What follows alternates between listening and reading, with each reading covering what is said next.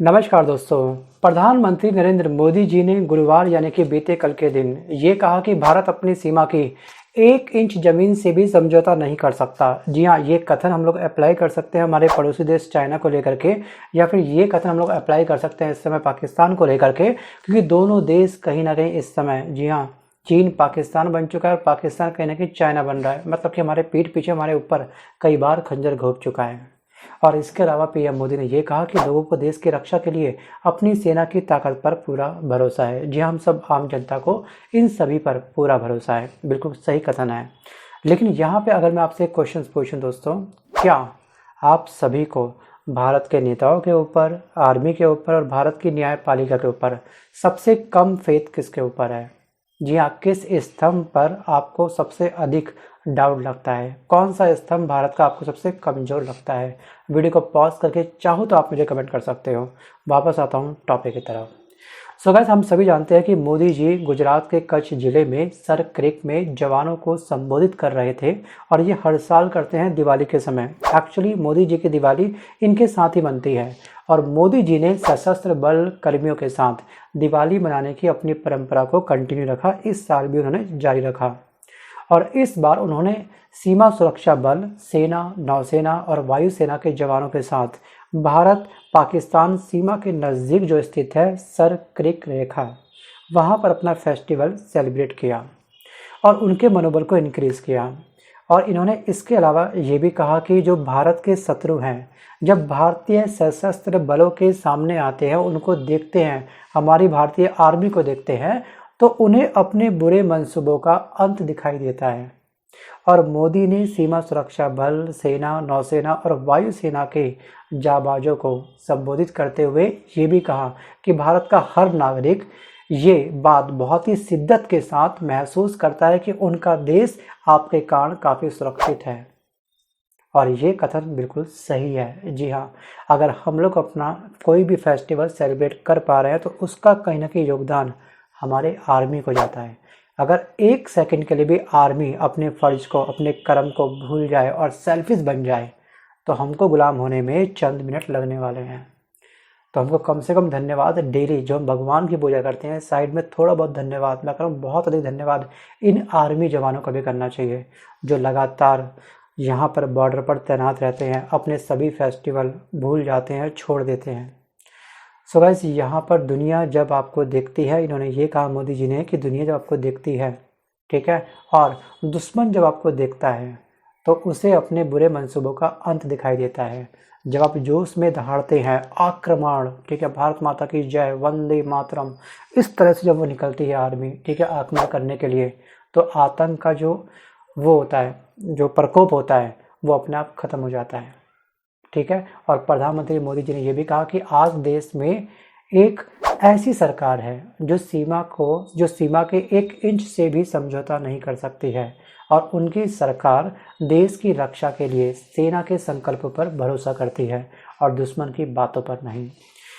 But दोस्तों, यहाँ मैं ये मानता हूँ कि इन्होंने जो आर्टिकल 378 है वो काफ़ी हद तक सही है, लेकिन जम्मू कश्मीर में दोस्तों जो नई सरकार बनी है उसके जो मेन मंसूबा है, जो फाइनली अपने जम्मू कश्मीर को अलग से राज्य का दर्जा प्राप्त करने के लिए जो इनिशिएट कर रहे हैं, लगातार एप्लीकेशन लगा रहे हैं, ये शायद अभी मेरे अकॉर्डिंग जल्दबाजी होगी। आपको याद होगा कि जैसे ही कोई भी एरिया, जी हाँ, किसी भी एरिया को राज्य का दर्जा मिल जाता है तो उसकी अपनी खुद की डिफेंस होती है, उसको केंद्र सरकार से मिलने वाली जो एक्स्ट्रा हेल्प होती है वो सब बंद हो जाती है। एक सिंगल मिलता है उसको बजट, उसी बजट में उसको सारे काम करने होते हैं। अगर जम्मू कश्मीर को राज्य का दर्जा दे दिया गया तो बहुत सारी पावर इससे छीन ली जाएगी। लेकिन जो वर्तमान में नई सरकार बनी है, जी हाँ, जो कॉन्फ्रेंस जो पार्टी वहाँ पर जो आई है, क्या ये कोई एक बहुत बड़ा गलत कदम हो सकता है कि मोदी जी अगर वहाँ पर साइन कर दे कि हाँ आपको हम राज्य का दर्जा दे रहे हैं, आप करो अपने हिसाब से? क्या 370 दोबारा से लागू हो सकता है, या फिर हमारा जम्मू कश्मीर हमारे हाथ से फिसल सकता है? ये भी एक बहुत बड़ा क्वेश्चन मार्क है। सो गाइस, एक्चुअली ये केस स्टडी है। जो भी मैं आपसे बोलता हूँ कमेंट करो, तो वीडियो को पॉज करके आप लोग कमेंट करा करो। इससे क्या होता है कि आपकी जो भारत की राजनीति है उसको समझने की जो पावर होती है, जो कैपेबिलिटी होती है, ठीक है, उस पर काफ़ी इजाफा होता है। ठीक है, भले ही आपको टाइम लगेगा टाइपिंग करने के लिए, मैं समझ सकता हूँ, बट टाइपिंग करने में कुछ भी हर्ज नहीं है, क्योंकि आपका जो विचार है वो काफ़ी अच्छा मथेगा। दोस्तों, हमने अपने पड़ोसी देश को एक बार नहीं कई बार मौका दिया है, लेकिन हर बार हमको कहीं ना कहीं पीठ से, जी हाँ, हमारे ऊपर खंजर घोंपा गया है। लेकिन इस बार जो इंडिया और चाइना के बीच में जो ट्रीटी हुई है, जो समझौता हुआ है, उसको लेकर के सभी आम जनता सवाल खड़े कर रही है कि ऐसा करने की आवश्यकता नहीं थी। चलिए, अगर ऐसा कर भी दिया तो हमको सतर्क रहने की आवश्यकता है। कुछ लोग कह रहे हैं कि स्थिति सामान्य होना बिल्कुल नामुमकिन है। हम सभी जानते हैं कि वर्ष 2020 में क्या हुआ था। 15 से 16 जून की रात में भारतीय और चीनी सेना के बीच में गलवान घाटी पर एलएसी पर एक हिंसक झड़प हुई थी और भारत की तरफ से इस झड़प में एक कमांडर समेत 20 हमारे सैनिक शहीद हुए थे। लेकिन यहाँ पर चाइना की तरफ से कोई भी ऑफिशियल डाटा पब्लिश नहीं हुआ कि उनके सैनिक कितने मारे गए। और जब से ये समझौता हुआ है तब से लोगों के अपने अपने विचार आ रहे हैं। कुछ लोग कह रहे हैं कि सबसे बड़ा इसने धोखा किया हमारे साथ गलवान घाटी पर साल 2020 में, जिस समय कोविड काफ़ी पीक पे था, काफ़ी चरम पे था।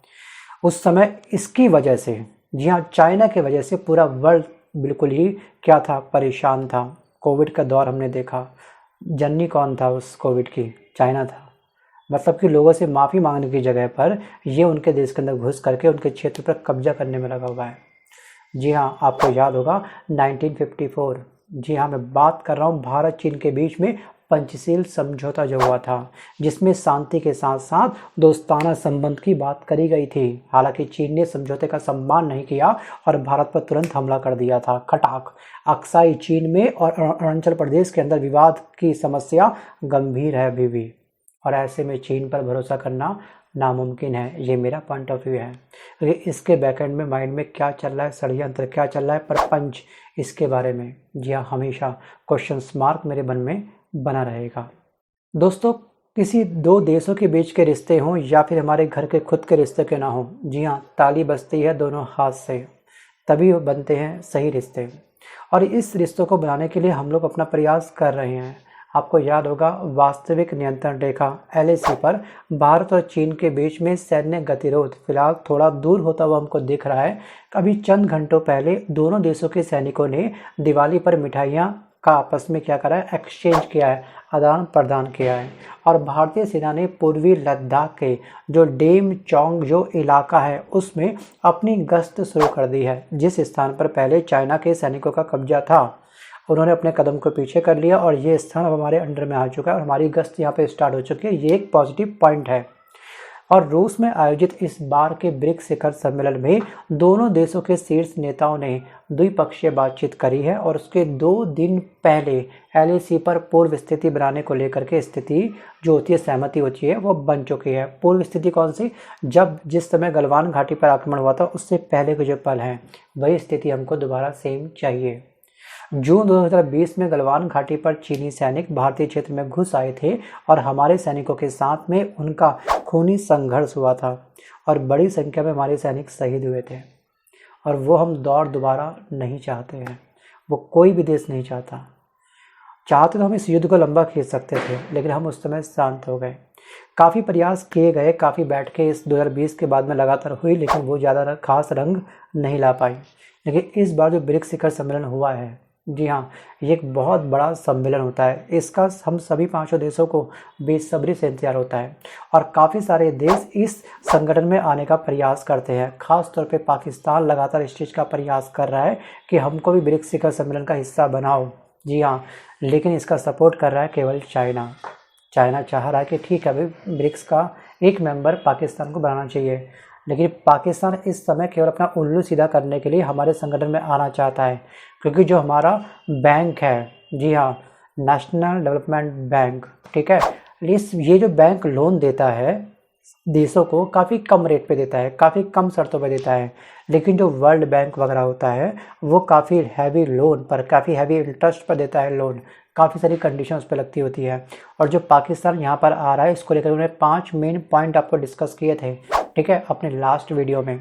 अगर आपने वीडियो नहीं देखा हो तो आप देख लीजिएगा, अगर देख लिया दोबारा देखने की आपको आवश्यकता बिल्कुल भी नहीं है। वापस आता हूँ टॉपिक की तरफ। और यहाँ मैं आपको दोस्तों एक चीज़ और क्लियर कर दूँ कि न्यू डेवलपमेंट बैंक की स्थापना 2015 में हुई थी और इसका हेडक्वार्टर कहाँ पर है? चाइना के अंदर है। और साल 2012 में पहली बार ब्रिक्स शिखर सम्मेलन का अपना अलग से, ब्रिक्स देशों का अपना अलग से एक बैंक होना चाहिए, इसका विचार आया था जिस समय भारत के अंदर ब्रिक्स सम्मेलन हुआ था 2012 में। अब दोस्तों यहाँ पे बहुत ही जल्द हमारा जो ब्रिक्स संगठन है ये अपनी खुद की करेंसी लॉन्च करने वाला है, खुद की एक मुद्रा लॉन्च करने वाला है। इसी मुद्रा पे हम लोग अपना इंटरनल व्यापार कंडक्ट करेंगे, ठीक है। आदान प्रदान इसी करेंसी में होगा और लगातार बहुत ही तरीके से जी हाँ इसकी प्लानिंग हो रही है, क्योंकि अगर हम खुद अपने आपस में पाँचों के पाँचों देश मिल करके अपनी सेपरेट करेंसी में व्यापार करेंगे तो कहीं ना कहीं अमेरिका को मिर्ची लग सकती है, क्योंकि उसके डॉलर को एक बहुत बड़ी चुनौती मिल सकती है। क्योंकि अभी जो व्यापार हमारा कंडक्ट होता है वो होता है डॉलर के हिसाब से, और डॉलर अचानक से कभी बढ़ जाता है तो हर देश की अर्थव्यवस्था पर एक बहुत बड़ा नुकसान होता है। तो उस नुकसान की भरपाई करने के लिए, उस नुकसान को रोकने के लिए हमको अपने अलग से सेपरेट करेंसी लॉन्च करनी पड़ेगी। अब इस पर आपका क्या विचार है? क्या हमको टक्कर लेनी चाहिए अमेरिका के डॉलर से, मतलब कि अमेरिका से? ये भी एक बहुत बड़ा सवाल है अपने आप में। बाकी आप स्वतंत्र हैं, टाइपिंग करना चाहो कर सकते हो, नहीं करना चाहो मत करो, कोई दिक्कत नहीं। लेकिन ऐसे ऐसे विचारों पर मंथन करके आपका जो माइंड होता है काफ़ी रब होता है। जी हाँ, यहाँ पे आपके माइंड के ऊपर कोई भी डेप्रिशिएशन नहीं लगता है, बल्कि इसमें काफ़ी अधिक इजाफा होता है। अभी आपको पता होगा दोस्तों, चंद घंटों पहले अमेरिका ने क्या करा। जी हाँ, जैसे इंडिया चाइना पास आ चुका है, मतलब ये समझौते काफ़ी हमारे बीच में हो चुके हैं, ठीक है, हमारे रिश्तों में मिठास आ चुकी है, और कहीं ना कहीं अमेरिका ने अपना एक ट्रम्प कार्ड चल दिया। मतलब कि अमेरिका ने 19 भारतीय कंपनियों पर क्या करा है, फुल स्टॉप लगा दिया, उन पर प्रतिबंध लगा दिया, और वे रूस की मदद पहुंचा रही थी ये सभी कंपनियां, और उससे उसकी जो खीज है वो हम साफ साफ समझ सकते हैं। सोचिए, वो अमेरिकी कंपनियां जो थी तो भारतीय कंपनियां, 19 भारतीय कंपनियां थी जो अमेरिका के अंदर इस्टेब्लिश थी, वो कहीं ना कहीं रूस को हेल्प कर रही थी। तो फाइनली रूस की हेल्प को रोकने के लिए, और यहाँ पे उसको चल गया पता कि हम लोग अपनी करेंसी अपनी अलग से लॉन्च करने वाले हैं, और इंडिया चाइना के बीच में मिठास आ चुकी है, तो कहीं ना कहीं वो हमसे पहले से ही खफा हो चुका है, रिश्तों में खटास आनी स्टार्ट हो चुकी है। भारत ने अपने रिश्तों में संतुलन बनाए रखने का हर बार प्रयास करा है, लेकिन इस बार अगर हम अमेरिका से पंगा लेते हैं तो क्या हम वास्तविक रूप से अपनी अर्थव्यवस्था को, जी हाँ जो हमारा देश विकासशील देश है उसको विकसित बनाने के लिए, या फिर जो मोदी जी का संकल्प है विश्व गुरु बनने का, क्या हम उसको पूरा कर पाएंगे? विश्व गुरु आप छोड़िए, क्या हम भारत के अंदर अपना अमृत काल ला पाएंगे? ऐसे बहुत सारे तमाम सवाल हमारे जहन में अब खड़े होने वाले हैं। सो गाइस, आज के इस वीडियो में बस कर इतना ही। मिलता हूँ जल्द एक नए वीडियो के साथ, तब तक के लिए धन्यवाद। Bye bye and take care.